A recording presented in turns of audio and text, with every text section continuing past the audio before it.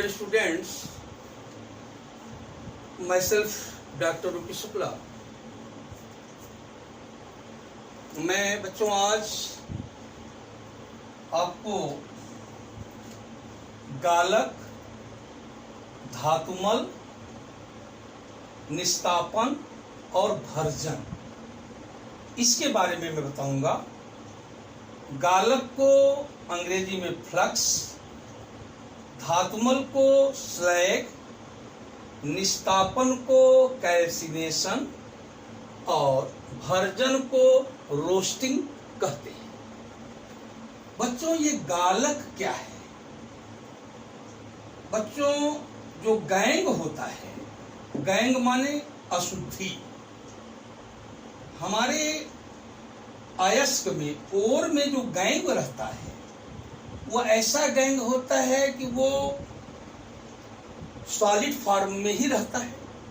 तो बच्चों गैंग में जब गालक मिला देते हैं तब क्या होता है, ये जो गैंग है ये पिघल जाता है। गालक गैंग को पिघला देता है, मेल्ट कर हो जाता है ये। तब बच्चों धातु मल बनता है, स्लैग बनता है। और ये जो धातुमल बनता है, ये बच्चों स्लैग जो है इसका घनत्व डेंसिटी कम होता है। बच्चों ये गैंग और प्लस फ्लक्स, फ्लक्स माने गालक, ये ऑन हीटिंग गैंग में यदि गालक मिलाकर गर्म करें तो बच्चों धातु मल मिलता है। ये गालक बच्चों ये दो प्रकार का होता है गालक। एक को अम्लीय गालक कहते हैं, अम्लीय गालक, एसिडिक फ्लक्स, एसिडिक फ्लक्स। और दूसरे को बच्चों क्षारीय गालक, क्षारीय गालक। और इसको इंग्लिश में बेसिक फ्लक्स कहते हैं, बेसिक फ्लक्स। यानी there are two types of flux, acidic flux and basic flux. अब देखिए बच्चों, यदि हमारा गैंग बेसिक है तो उसमें एसिडिक फ्लक्स मिलाना होगा। यदि हमारा गैंग एसिडिक है तो उसमें हमको बेसिक फ्लक्स मिलाना होगा। अपोजिट नेचर का होना चाहिए। गैंग यदि एसिडिक हो तो फ्लक्स क्या होना चाहिए, बेसिक होना चाहिए। और यदि गैंग बेसिक हो तो फ्लक्स क्या होना चाहिए, एसिडिक होना चाहिए। अब देखिए बच्चों, जैसे हम एग्जाम्पल लेते हैं, जैसे हमारे पास कैल्शियम ऑक्साइड है, मान लीजिए एज ए गैंग। और ये कैल्शियम ऑक्साइड हमें पता है ये बेसिक नेचर का होता है, ये क्षारीय प्रकृति का होता है। कैल्शियम ऑक्साइड क्षारीय है, बेसिक है। बच्चों इसमें तब हमको फ्लक्स में SiO2 मिलाना होगा। SiO2 फ्लक्स एसिडिक है।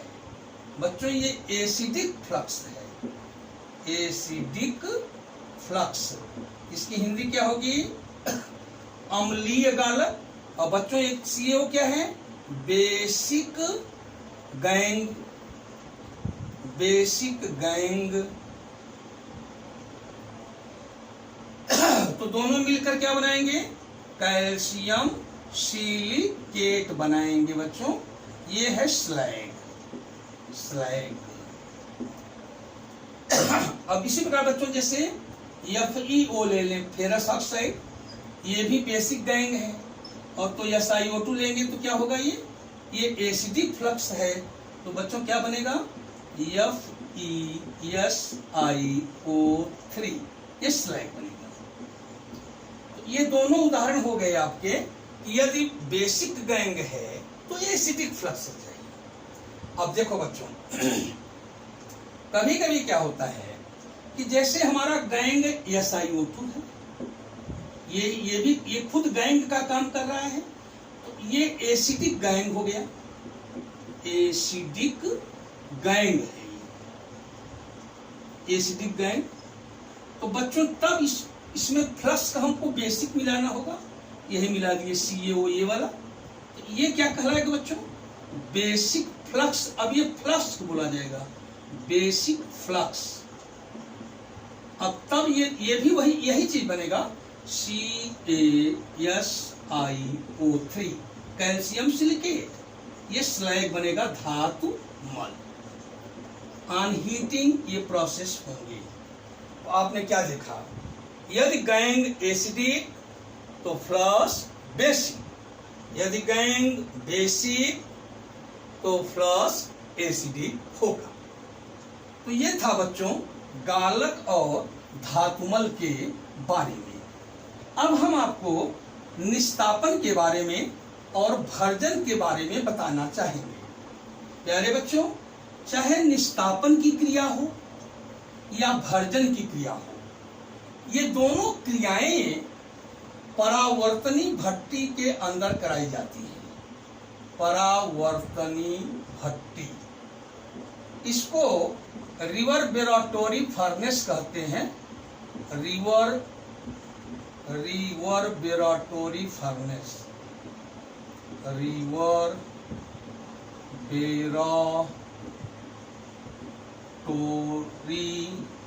रिवर्बेरेटरी फर्नेस।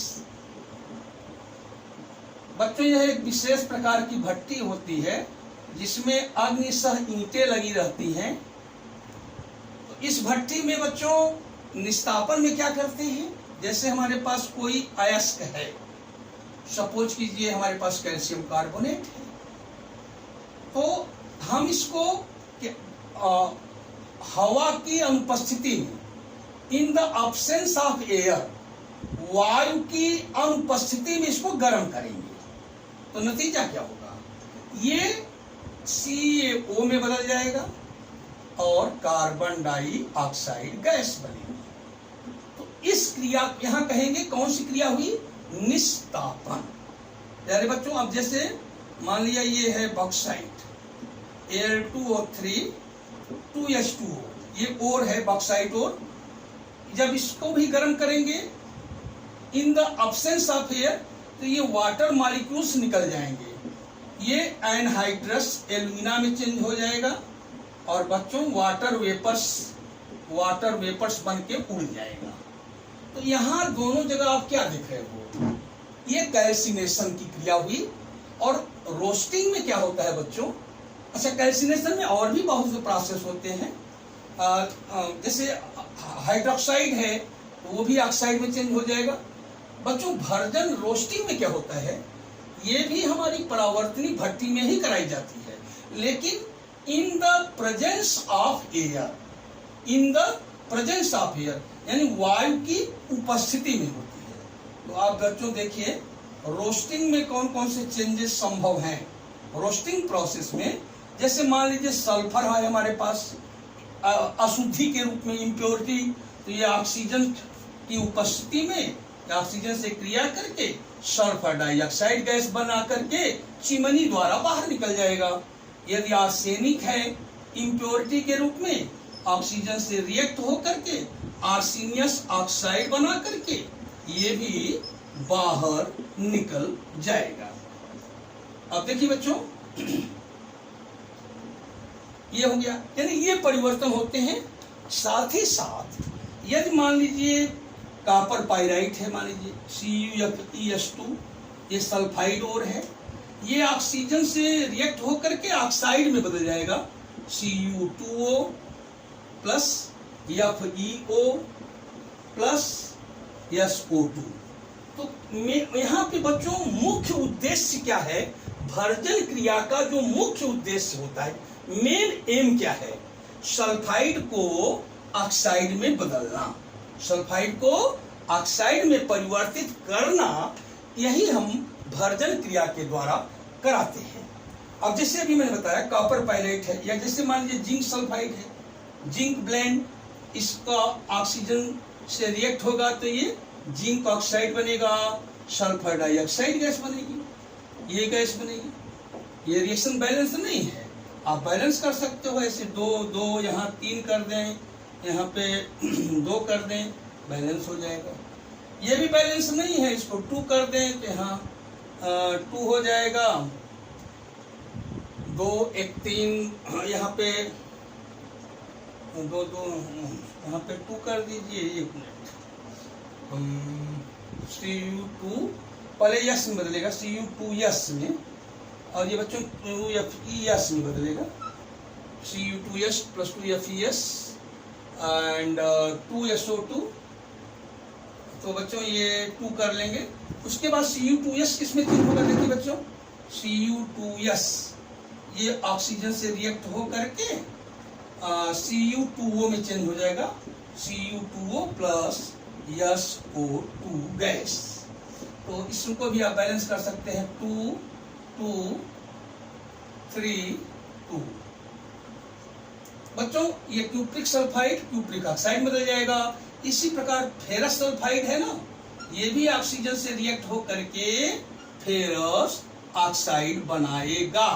ये सारे प्रोसेस रोस्टिंग की क्रिया में होते हैं और ये परावर्तनी भट्ठी में ये सारी क्रियाएं कराई जाती हैं। तो बच्चों ये था धातुकर्म में ये सब चीजें आती हैं। गालक क्या है, धातुमल का निस्तापन और भर्जन की क्रियाओं का वर्णन आपको धातुकर्म में मिलेगा। अगले वीडियो में हम आपको बताएंगे कि धातु का निष्कर्षण कैसे किया जाता है, सामान्य विधियां क्या हैं, धातुकर्म क्या है। इसी के साथ आज बस इतना ही। बहुत बहुत धन्यवाद। Many thanks to all of you. जय हिंद, जय भारत।